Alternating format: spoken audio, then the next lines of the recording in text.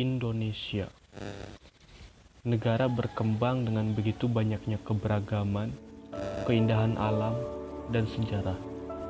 Indonesia yang sudah merdeka sejak 17 Agustus 1945 tak membuat Indonesia segera menjadi negara maju. Justru dalam beberapa tahun, Indonesia mengalami masa-masa sulit. Banyak hal besar yang menjadi polemik di Indonesia dari dulu hingga sekarang. Salah satu polemik terbesarnya adalah korupsi. Korupsi adalah penyelewengan atau penggelapan uang negara atau perusahaan untuk kepentingan pribadi atau orang lain. Indonesia adalah negara yang sangat akrab dengan korupsi. Bahkan sejak zaman Kerajaan Nusantara menguasai Indonesia, korupsi telah tumbuh dan mendarah daging. Kasus-kasus korupsi di Indonesia adalah masalah yang besar yang tak kunjung selesai. Korupsi akan mempengaruhi pada berbagai aspek kehidupan, yaitu yang pertama, aspek ekonomi.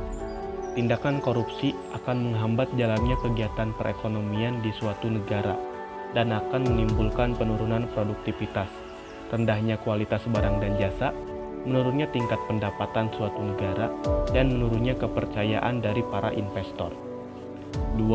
Aspek sosial. Tindakan korupsi terhadap aspek sosial akan mengakibatkan tingginya tingkat pengangguran, terhambatnya dalam mengentas kemiskinan, dan kurangnya solidaritas sosial. 3. Aspek politik dan demokrasi. Politik merupakan salah satu sarana dalam melakukan korupsi, karena banyak para pelaku politik yang melakukan tindakan korupsi.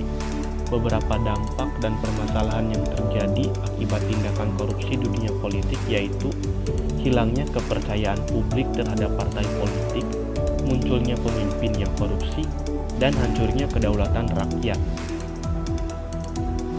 Ada banyak sekali kasus korupsi yang terjadi di Indonesia yang menimbulkan banyak kerugian, seperti kasus korupsi Kota Waringin Timur, kasus BLBI, kasus Asabri, dan masih banyak lagi.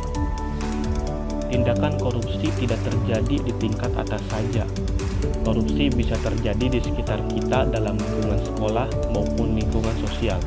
Contoh nyatanya adalah menggunakan uang SPP untuk kepentingan pribadinya, bukan dipakai untuk bayar SPP. Tindakan korupsi yang terjadi di Indonesia sudah jelas dilarang, dan bagi siapapun yang melakukannya akan dikenai hukuman yang berat. Karena tindakan korupsi memberikan banyak dampak negatif bagi masyarakat dan bangsa Indonesia itu sendiri. Tindak pidana korupsi di Indonesia semakin banyak terjadi dan memberikan dampak bagi rakyat. Rakyat harus menanggung akibat dari tindak pidana korupsi. Oleh karena itu, pendidikan yang mengedepankan akhlak sangat perlu dilakukan guna menciptakan masyarakat yang jujur dalam bertindak dan berucap, memiliki moral untuk saling menolong tanpa membeda-bedakan, dan melahirkan pemimpin yang berakhlakul karimah, serta membantu mewujudkan salah satu tujuan bangsa Indonesia, yaitu memajukan kesejahteraan umum dan mengamalkan nilai sila kelima yang dilambangkan padi dan kapas yang bermakna keadilan dan kesejahteraan bagi masyarakatnya. Ayo kita tingkatkan kesadaran diri kita dan bangun Indonesia bersama-sama, dan mari kita berantas korupsi sampai ke akarnya.